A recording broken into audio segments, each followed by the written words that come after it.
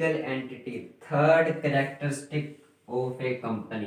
Separate legal entity की थोड़ी सी बात हमने कुछ देर पहले भी की थी कि कंपनी अपने नाम पे कोई भी प्रॉपर्टी खरीद सकती है, बेच सकती है, मनी बोरो कर सकती है, यानी कि लोन ले सकती है और दे भी सकती है।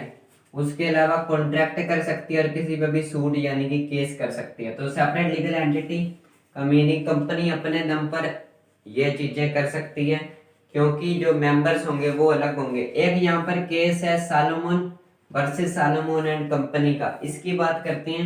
सबसे पहले तो सालोमन कौन था? वो एक लेदर मर्चेंट था, चमड़े का व्यापारी था।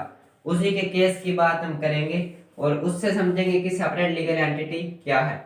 लेकिन उससे पहले प्राइवेट कंपनी की बात करें तो वहां पर स्टार्ट करने के लिए मिनिमम मेंबर्स चाहिए 2, मैक्सिमम 200। पब्लिक कंपनी में मिनिमम 7, मैक्सिमम कोई लिमिट नहीं है, अनलिमिटेड है। तो यहाँ पर Salomon versus Salomon and company का हम जो केस है उसे समझने की कोशिश करते हैं। तो सालोमन ने पब्लिक कंपनी स्टार्ट की और पब्लिक कंपनी स्टार्ट करने के लिए मिनिमम मेंबर चाहिए 7। तो उसने क्या किया, एक तो सालोमन, दूसरी उसकी वाइफ, 2 मेंबर ये हो गए, एक उसकी डॉटर, 3 और 4 उसके बेटे। इन 7 लोगों ने मिलकर कंपनी स्टार्ट कर दी। वो पहले चमड़े का व्यापारी था, तो उसने अपना जो बिजनेस था वो एक तरह से कंपनी को सोल्ड आउट कर दिया 30,000 यूरोज में। यानी कि उसने कंपनी स्टार्ट कर दी तो पहले वाला बिजनेस उसने कंपनी को सोल्ड कर दिया। किस तरह से किया? 20,000 के तो उसने शेयर ले लिए 1 रुपीज पर यूरो के अकॉर्डिंग, और 10,000 के डिबेंचर ले लिए। यानी कि 30,000 में 20,000 के शेयर ले लिए और 10,000 के डिबेंचर ले लिए, और बाकी मेंबर्स में भी कैश के बदले उनमें बांट दिए। तो उस तरह से जब डिबेंचर उसने कंपनी के लिए तो कंपनी उसकी कर्जदार हो गई, तो कंपनी ने कोई ना कोई सिक्योरिटी रखी होगी, यानी कि शेयर होल्डर भी वो बन गया और डिबेंचर होल्डर भी वो बन गया डिबेंचर लेने के कारण। और डिबेंचर जब लिए तो कंपनी ने सिक्योरिटी रखी। कुछ टाइम बाद क्या हुआ, कंपनी दिवालिया हो गई, बाइंड अप हो गई। अब बाइंडिंग अप जब होती है तो जो क्राइटर्स होते हैं उन्हें पेमेंट करनी होती है और डिबेंचर होल्डर को भी पेमेंट करनी होती है। अब हम यहाँ पर इस केस में समझेंगे। बाइंडिंग अप के टाइम पर एसेट थी कंपनी की 6,000 यूरोज की, और लाइबिलिटीज में 10,000 यूरोज के डिवेंचर थे और 7,000 यूरोज के क्रेडिटर्स थे। तो अब यहाँ पर बाइंडिंग अप का टाइम आ चुका है। एसेट यहाँ पर हमें पता है 6,000 यूरोज की हैं और लाइबिलिटीज में 10,000 के डिवेंचर प्लस 7,000 यूरोज के क्रेडिटर्स, टोटल हो गया 17,000।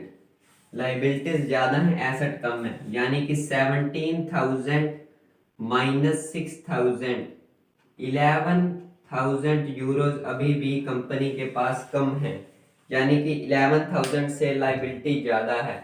तो यहाँ पर जब वाइंडिंग अप होता है डिबेंचर होल्डर को पैसा पहले दिया जाता है, क्रेडिटर्स को पैसा बाद में दिया जाता है।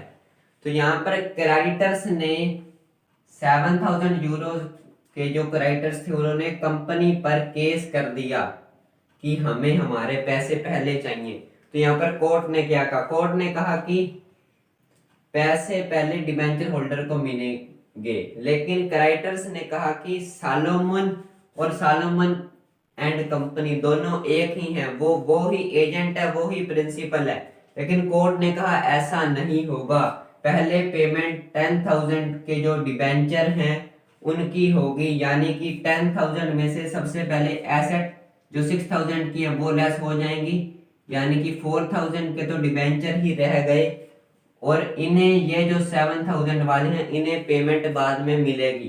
तो इस तरह से ये केस था Salomon versus Salomon and company का, कि किस तरह से चाहे अपना बिजनेस उसने बेच के कंपनी स्टार्ट की, वो कंपनी डूब गई, वाइंडिंग अप के टाइम पे भी पेमेंट उसी को पहले मिली, चाहे कोर्ट में केस हुआ, सब कुछ हुआ, क्रेडिटर्स को पेमेंट तो भी बाद में ही मिली, क्योंकि कंपनी एक्ट के अकॉर्डिंग सब कुछ होना है। यहाँ पर कोई ऐसे नहीं कह सकता कि कंपनी का मालिक भी वो है, एजेंट भी वो है। इस तरह से कुछ भी नहीं होगा। तो कंपनी की सेपरेट लीगल एंटिटी है। इस केस से हमें यही समझना था कि कंपनी सेपरेट है, उसकी पहचान अलग है। यह थी third characteristic, one of the most important separate legal entity.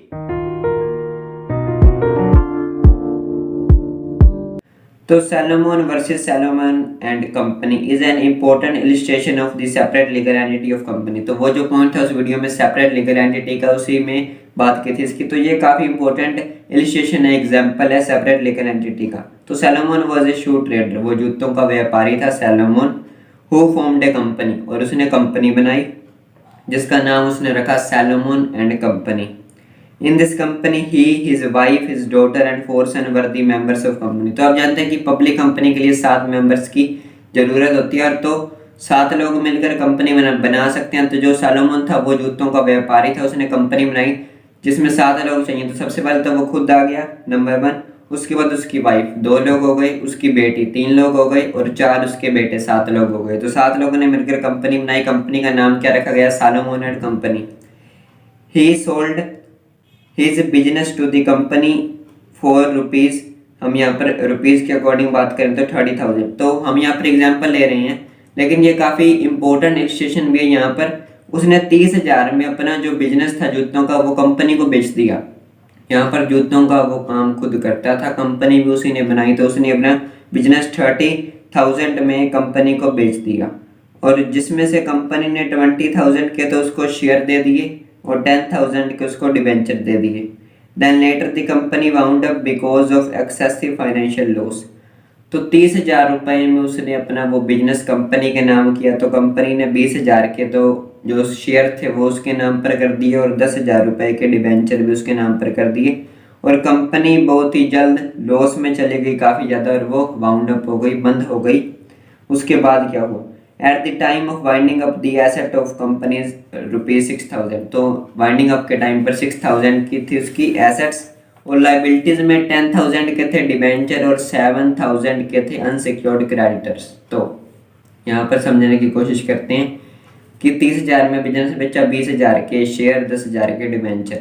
उसके बाद कंपनी लॉस में जाने के कारण बंद हो गई। तो कंपनी के जब बंद हुई तो उसके पास एसेट्स बची थी सिर्फ 6,000 की, और लाइबिलिटीज में थे 10,000 के डिबेंचर और 7,000 रुपये के अनसिक्योर्ड क्रेडिटर, यानी कि 17,000 रुपये देने हैं, और जेब में कंपनी के बचे थे 6,000, यानी कि 11,000 का डिफरेंस था। तो the creditors put up claim that since Salomon and company were the same entity, so they said that unsecured creditor should get priority over the debenture holder. तो अब कंपनी को 10,000 रुपये के डिबेंचर होल्डर देने थे। Holder कौन था? Salomon खुद। और 7,000 रुपये के अनसिक्योर्ड क्रेडिटर्स से, क्रेडिटर्स तो बाहर के लोग होंगे, तो उन्होंने कोर्ट में क्लेम कर दिया कि जो 7,000 के हमारे अनसिक्योर्ड क्रेडिटर्स हैं वो कंपनी को पहले पे करने चाहिए एसेट्स में से, क्योंकि सैलोमन तो वही है जो कंपनी का मालिक है और उसी का डिबेंचर है, तो हमें पहले पेमेंट होनी चाहिए as compare to debenture holder, यानी कि डिबेंचर होल्डर की पेमेंट बाद में होनी चाहिए, हमें पेमेंट पहले दी जानी चाहिए। लेकिन it was held then that Salomon and company were two separate legal entity and debenture holder should have payment priority। तो लेकिन बाद में कोर्ट ने क्या कहा कि यहाँ पर सैलोमन अलग है, सैलोमन एंड कंपनी अलग है, क्योंकि दोनों की सेपरेट लीगल एंटिटी होती है। तो पहले पैसे डिबेंचर होल्डर को दिए जाएंगे जैसा कि रूल्स के अकॉर्डिंग होता है, तुम्हें पैसे बाद में मिलेंगे। The verdict in this case established that fact that crops up A well between A company and its member. तो इसी केस के अकॉर्डिंग, इलिस्ट्रेशन के अकॉर्डिंग देखें तो यहाँ पर एक वेल उग गई। क्रॉप्स अप का मीनिंग यहाँ पर एक वेल आ गई कंपनी के बीच में और कंपनी के ओनर के बीच में। चाहे सैलोमन ही ओनर था कंपनी का, लेकिन कोर्ट ने कहा कि सैलोमन अलग है, सैलोमन एंड कंपनी अलग है, तो पेमेंट पहले अनसिक्योर्ड क्रेडिटर्स को नहीं मिलेगी, सैलोमन को ही मिलेगी, क्योंकि वो डिबेंचर होल्डर भी है। तो यानी कि एक वेल इस्टेब्लिश हो गई इस केस के according. This distinction between two और veil between two is commonly known as corporate veil. और यही जो दोनों के बीच में डिफरेंस आ जाता है, डिस्टिंक्शन आ जाती है, इसी को वेल कहा जाता है, यानी कि दोनों के बीच में पर्दा आ गया, घूंघट सा आ गया। The company is an artificial person so that it does not topic and defunct company, dormant company. तो काफ़ी सारे टॉपिक हैं ऑलरेडी अपलोडेड, चैनल को विजिट जरूर करें। काफ़ी इंटरेस्टिंग और इम्पोर्टेंट टॉपिक हैं, चाहे वो इंग्लिश से लेकर लॉ तक। और जो दूसरा चैनल है एनी टाइम काउंटेंसी, उसे भी विजिट करना ना भूलें, उसका लिंक भी डिस्क्रिप्शन में, और वहाँ पर काफ़ी सारी वीडियोज़ हैं। सो यही था इस वीडियो में टॉपिक समझाया, तो वीडियो को लाइक शेयर जरूर करें और चैनल पर नए हैं तो सब्सक्राइब करना ना भूलें। So thanks for watching.